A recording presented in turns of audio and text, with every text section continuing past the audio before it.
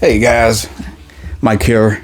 Mike's DVDs and Blu-rays collection is back with another episode of video goodness to show you. These are some movies that I upgraded. Actually, I guess they're first time back into the collection, because I had these and then they were out of the collection.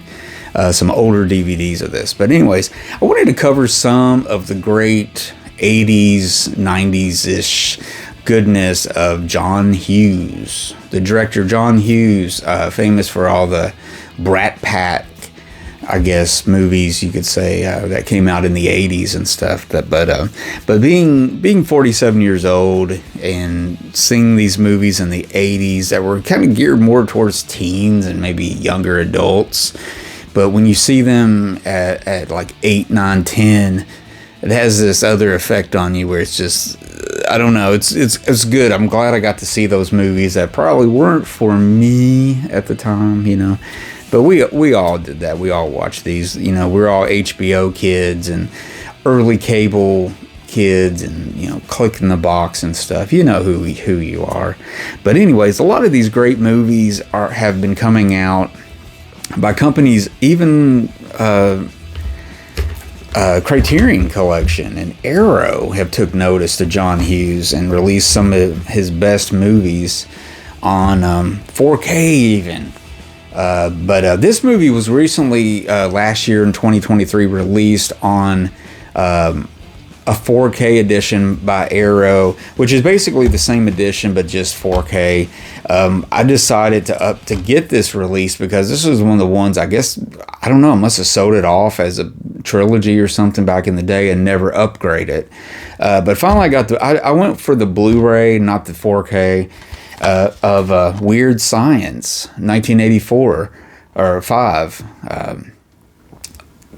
Love this movie. Me and my sister, we taped this off HBO onto Betamax. Yes, my dad chose Beta when the question was VHS or Beta back then. I guess he went with Beta, head-scratchingly.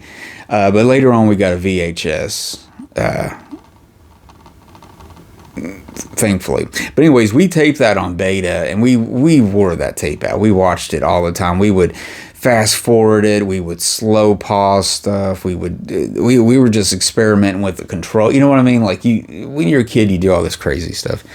But anyways, we loved this movie. I mean, Anthony Michael Hall, and then that other dude, I always forget his name, Ian Mitchell Smith, I guess, and then the lovely Kelly LeBrock, who was every little preteen boy out there that, you know, or girl out there loved Kelly LeBrock. I mean, she was just, I mean, she never really went on to a huge career or anything, but man, this movie really just gives her kind of a 360 role, you know, that I don't know if she ever got it again, because she's kind of iconic in a weird 80s pop sensibility. But, you know, she's mostly a model when you come down to it, you know, but she's really good in this. I mean, you can tell she's not an actress, you know, per se, but just a really, when you come down to it, it's a dumb movie, but just so funny, and it's good. It's good to me, but, you know, if you look at it on a film, like something like, you know, classics of all time, it's not going to be there. But yeah, great little movie. Gotta love this movie from, just like I said, from kid on. I mean, and this is really cool that Arrow has done this, because they've put a lot of stuff into this. There's even an edited TV version on here, which is cool. And one of the other things I really liked about this movie, which kind of, I don't know if people, I guess people kind of forget. I think it's coming back now. You're starting to see memes and stuff of this, but Chet, who is Wyatt's older brother, and it's played by Bill Paxton, you know, just right there, you know, starting his stuff. I mean, he was like the Little World Terminator, and then Weird Science, and then he gets Aliens and stuff. I mean, yeah, the beginnings of the great Bill Paxton. Love Bill Paxton. And but yeah, it's got so much cool, good stuff on here. Yeah, some of the stuff is repeats from past releases, but there is a lot of new stuff on here. And since I don't have the past releases, this is all good. So there you go, Weird Science. It's also available 4K, but this is the regular Arrow edition. But Arrow did this. The other thing about this, when I got it, it didn't have a slipcase on it. And I was like, oh man, because I had ordered this one also from Amazon, and it had a really nice slipcase on it. But I also got 1984's 16 Candles. Molly Ringwald, Anthony Michael Hall again is in this one. But this one's got this cool slipcase. Oh well. But anyways, again, I didn't have this edition. I guess I sold it off with the as a trilogy with the Breakfast Club and everything. But yeah, it's got all this cool stuff on here, new stuff. I mean, will this come out in 4K? I mean, do we really need 16 Candles in 4K? That's kind of what my thoughts were on Weird Science. But 16. What am I already going to put it down? Now, 16 Candles. Molly Ringwald. This is probably technically the best one. Well, no, wait a minute. Let me rephrase that. This would probably be second of the trilogy for sure. Breakfast Club obviously is going to be the number one choice, who's more influential nowadays. More memes, more people kind of celebrating it. But 16 Candles was the one that had the heart and had a lot of, big heart part of John Hughes, and I think it really spoke to a lot of young girls at the time and stuff, because I grew up with a sister, and you watch these movies where there's a older sister or brother and they're like dead, and to a certain degree that's real, but they always kind of portray it like that, but yeah, but how it is living with a sister, or even a sister living with a brother, how that is. And I think a lot of that's, shown here, and just really cool. Just really cool. It's got that Chicago flavor. It's got that Illinois flavor on it because he was from Chicago. All his movies, I guess, are in the suburbs of Chicago. But really good. It's got a lot of great. It's got a lot of great character actors in here. It's like too many to mention, but. I'm trying to see if they have anybody else on here. Justin Henry. Paul. Yeah, the great Paul Dooley is Molly Ringwald's dad. And he's one of those great character actors that his face, maybe not his name. But yeah, it's got a lot of stuff on here. It looks like it's got a lot more extras than the Weird Science one, but they both have quite a bit. Something quick to point out here. It's got an alternate home video soundtrack prepared for VHS and Laserdisc releases. So I guess that's an audio only option.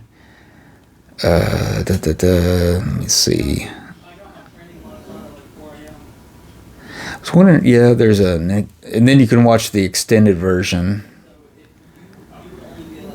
It's a theatrical version of the film in Blu-ray. And then it also has the extended version featuring additional cafeteria scene, newly remastered in high definition. So yeah, some extra stuff there. So it looks like you get kind of quote the director's cut as the extended cut and stuff like that. But really good. I like how it's all the stuff you want from the film is all together in one collection, done up really nice by Arrow. And I want to mention this real quick. And then it's got the alternate artwork. I mean, this is the original, poster. And then inside you get a booklet, which is kind of cool. It just kind of blows my mind in a way, because in a way it makes me feel a little bit older. But these were my films when I was a kid. You know what I mean? Those are the films. But they're coming out like in these really nice deluxe releases with retrospectives and all this stuff on here. But I don't think there's a TV cut on here. I think that's only on the Weird Science one. I'm not sure. But there you go, 16 Candles. Really nice Arrow releases. I really do. I got to give them props for those. Those are just some really nice ones there. But Criterion a few years ago now did this release, 2018. For some reason, I went with the DVD of it. Sometimes I do that. It doesn't make any sense. But the Criterion edition of The Breakfast Club, which is probably by far the best John Hughes film, that I would say is all-time.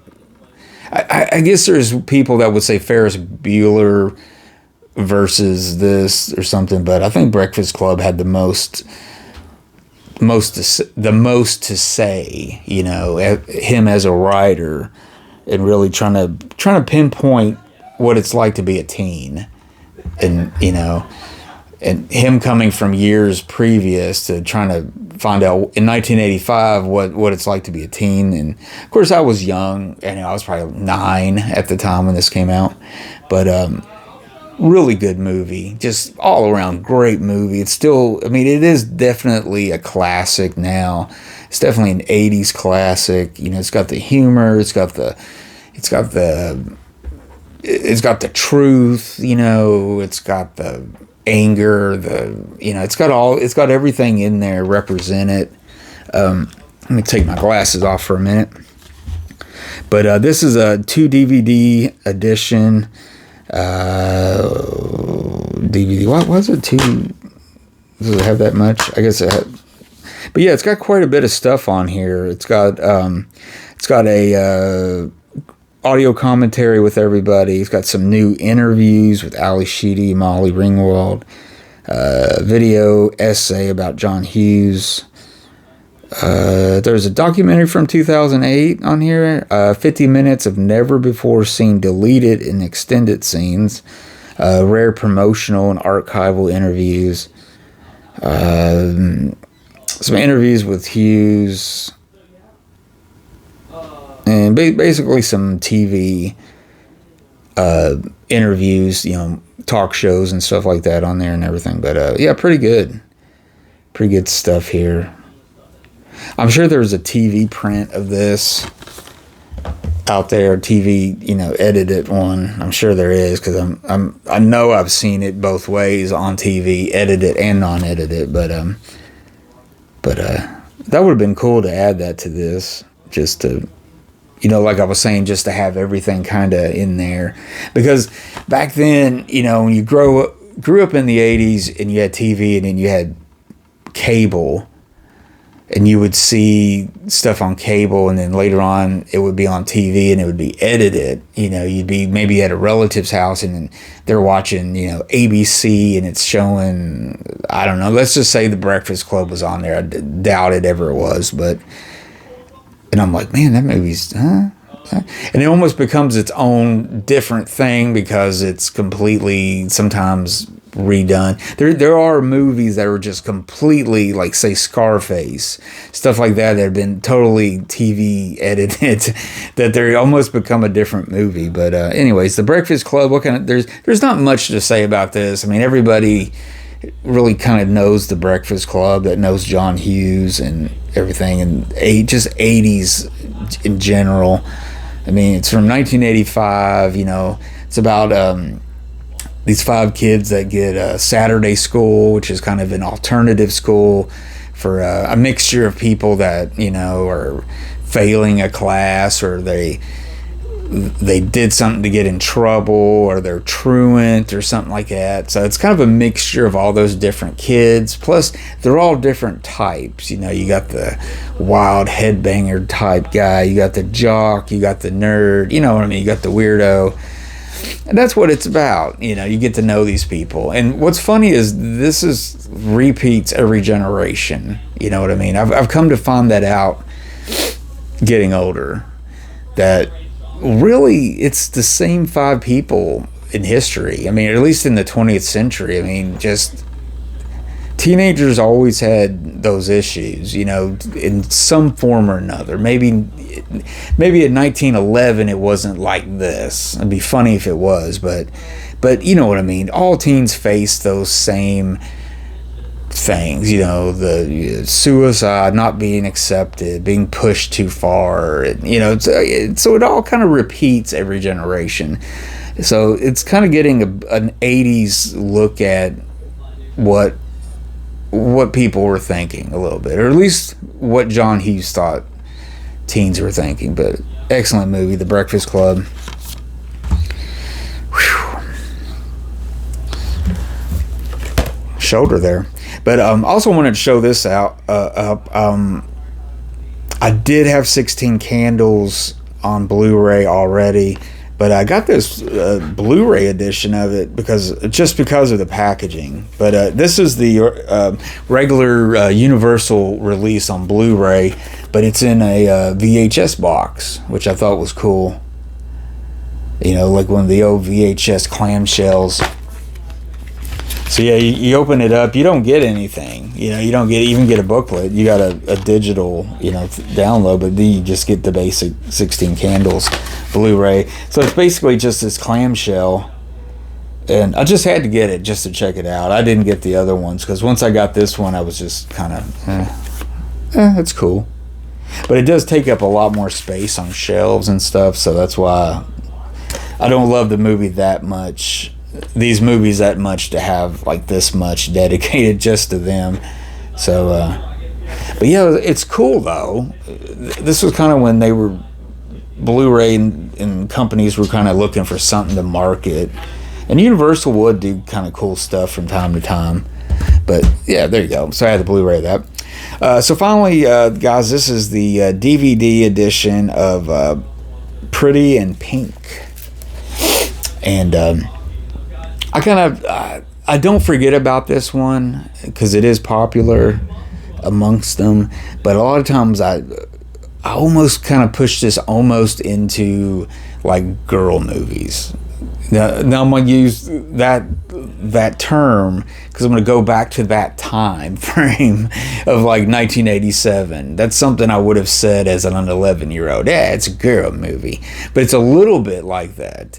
So I've always been interested in it, and I've always liked the movie, but I guess it's just not as memorable and beloved, I guess, as the other three. But yeah, this is the DVD released by Paramount. It's got 5 new featurettes on there, so this would be the first time all of that would be, you know, put on video and stuff.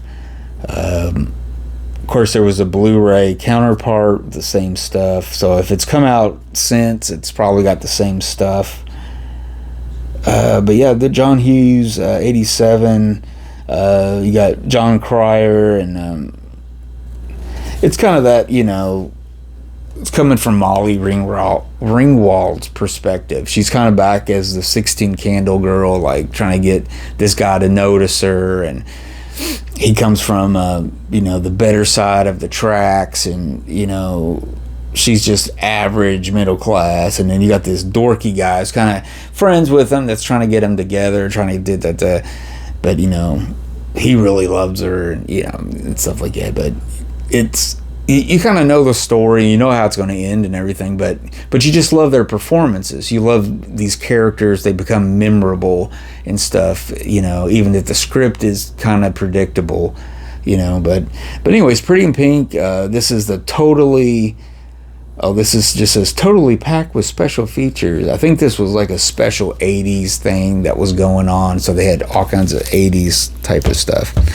But anyways, guys, there you go. There's some John Hughes for it. Now, that's not all my John Hughes. Of course, I have Ferris Bueller and, you know, Uncle Buck.